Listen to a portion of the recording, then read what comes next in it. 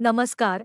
सध्या उन्हाळा सुरू आहे आणि उन्हाळ्यात वृद्धांनी विशेष काळजी घेणे आवश्यक असते, कारण शरीरातील पाणी कमी होणे, थकवा, घाम येणे व उष्णतेचा त्रास होण्याची शक्यता वाढते.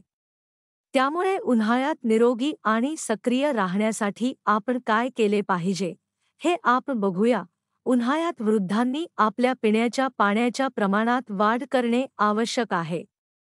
दिवसातून 8 ते 10 ग्लास पाणी पिले पाहिजे.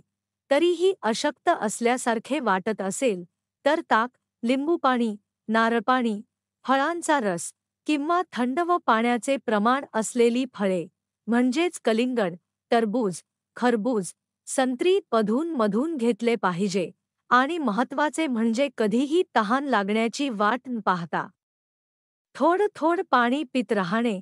जेवणामध्ये हलका, पचण्यास सोपा आहार घ्या. तळलेले, मसालेदार व उष्ण पदार्थ खाणे कमी करा. वृद्धांनी शक्यतो दुपारी 12 ते 4 या वेळेत घराबाहेर जाणं टाळा.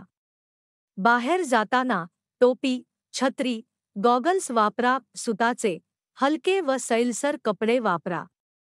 खिडक्या दरवाजे उघडून घरात हवा खेळती ठेवा.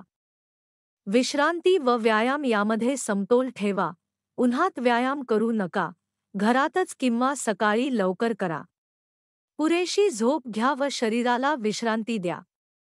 अशाच वृद्धांवरील वेगवेगळ्या माहितीसाठी आमचे चॅनल सबस्क्राईब करा.